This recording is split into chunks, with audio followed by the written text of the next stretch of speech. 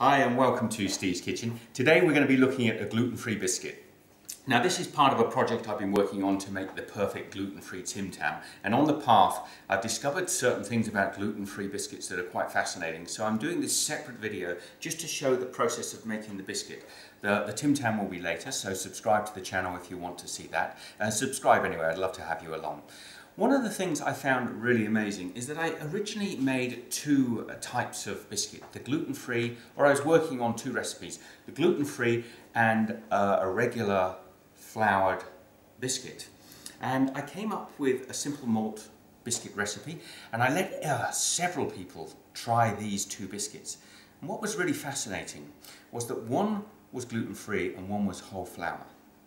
Now everybody, absolutely without any exception at all, chose the floured biscuit to be the gluten-free biscuit. And everybody, without absolutely any exception again, chose the gluten-free biscuit, that's this one here, as their favourite biscuit. So they all thought that this biscuit, which is gluten-free, was their favourite, and they all were certain this was the flour biscuit. This one, which is a floured biscuit, the same recipe except for the fact it had plain flour in it. This one they liked less, and they chose it as being the gluten-free. So that was quite fascinating. So this is stage one of making this biscuit. I'm going to chat a little bit now. I hope you don't get too bored with this, and certainly if you do, you can skip forward to just the recipe. But these are the first prototype biscuits that I made. This one is the floured, this one is the gluten-free. And what I need to make is a very thin, and these ones haven't got the chocolate flavouring in yet, a very thin biscuit which was fairly strong but reasonably light. Okay, so I started with these, and everybody agreed the gluten-free tasted great, but the problem is this is way too thick. By the time you sandwich these two guys together, you've got a biscuit that is way too thick to be a Tim Tam. So here is the biscuit that I came up with. This one is without a rising agent in it, and this is getting very close to our Tim Tam biscuit in thickness and in strength. Now I used no rising agent, no baking powder in this at all, and it tastes excellent, but it still is a little bit too tough to compare to the Tim Tam. So I'm going to now make this biscuit with a little bit of a rising agent, and let's see how we get on. Look, I know there's a lot of talking in this video which wouldn't normally go with a simple recipe for a biscuit, but please be patient. This is not just a recipe for a gluten-free biscuit. It's part of an experiment. So just kick back, watch it and enjoy, and it'll all make sense in the end. So let's get on and quickly make the malted biscuit or cookie. If you want to make more, just double, less, just half, okay? I've got 2 ounces of butter, which I'll just melt quickly with my X-ray eyes. Well, there you have it. And if you haven't got X-ray eyes, you could use a microwave, but where were you when the X-ray eyes were given out? So we're going to add into our melted butter, our 2 ounces of melted butter, 2 ounces of caster sugar. Do use caster sugar, it makes it a lot easier. And I've got a tablespoon of cocoa. If you're doing gluten-free, make sure it's a gluten-free cocoa. And at this point, I'm just going to cream these ingredients together. And now I'm going to add 1 tablespoon of malt. Now malt is the most amazing stuff. It does not want to come out of the tin. So I'll cut while I add the tablespoon of malt in. So once our malt is mixed in, we're just going to take some baking soda. Now just a tiny amount, not even, last time I used 1/8 of a teaspoon, and that's too much. But I do want it to rise a little bit, so it's barely a pinch. And now we're going to take our gluten-free flour. Your gluten-free flour can be found in most health stores or supermarkets, and it's usually a mixture of maize flour and tapioca. And when that starts to crumb together like that, I'm just going to take 1 egg and just break that into the mix. And that'll help bind the cookie dough or the biscuit dough together. Now as that starts to bind together, I can start to use my hands and just knead the dough together, mix it. It's a little sticky at this point. And it's at this point I can adjust the mixture. This is a little bit sticky now, so I'm just going to add about a teaspoon of extra flour into that. And just bind it in. I want the dough to be easy to handle, but not too firm. At this point, I can take the cookie dough out of the bowl and start working it on the bench surface. Now, we can still keep adjusting. If you end up with too wet a cookie dough, I'll show you an example here. This one was too wet a dough, so it's spread.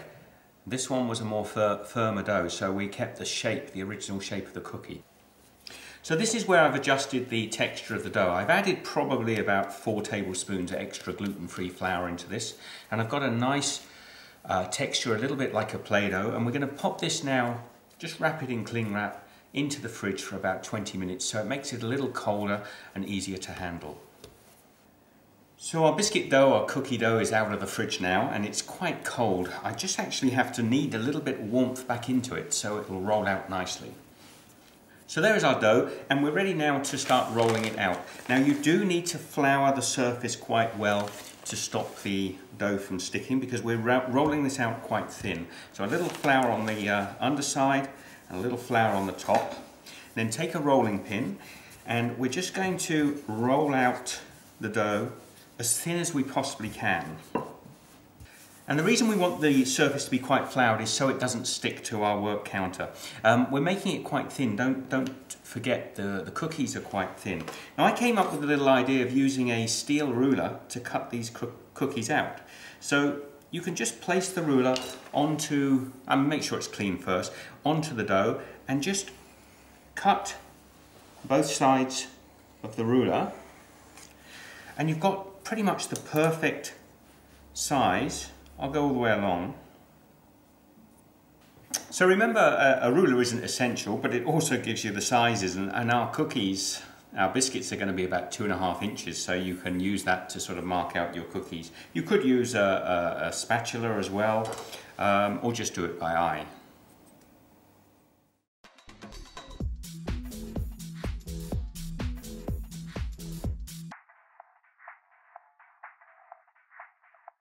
So that's the last line of the biscuits cut to size. And now we can just pull the spare dough aside and gently lift each of the little cookies and put them onto a greased baking tray or a cookie tray. And we're just preheating an oven to 140 degrees Celsius, that's 275 degrees Fahrenheit. And we're just cooking them on a slow cook. It takes about 15 minutes to bake these off. There are cookies all on the tray. Now remember, I'm making Tim Tams, so I've cut them in this shape. If you're just making the gluten-free cookies, you can cut them into stars and smiley faces and all sorts of things to have a bit of fun. But these are going to go in the oven for 15 minutes or until they're lightly browned and completely dry. And there they are, straight out of the oven. They look absolutely perfect. Now I'm going to leave those to cool on the side. It took about 15 minutes. Now look at those. They cooled down cool enough to handle. Can you hear that? They're perfect. They've just got a little bit of aeration in there. I'm really, really pleased with the way these have come out. They're going to be absolutely ideal. Let's just break one of them. Absolutely ideal. Look at the crumb inside. That is just what we're looking for. So guys, whether or not you're looking just to make a gluten-free dunking biscuit, a nice malt biscuit, these are perfect for that. Or if you're going to follow me on my path and turn these into an absolutely delicious gluten-free Tim Tam, you decide. I'll leave the link button down here to subscribe to the channel. Thanks very much for watching. Take care. Until next time. And don't forget, always have a bit of fun. With the extra dough you have left over, make something the kids will enjoy. Take care. Till next time.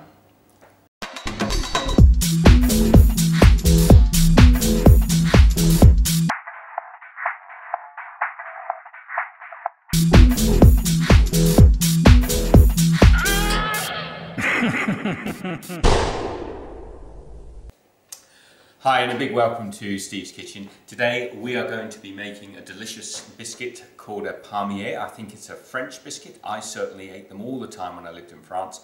They're absolutely delicious.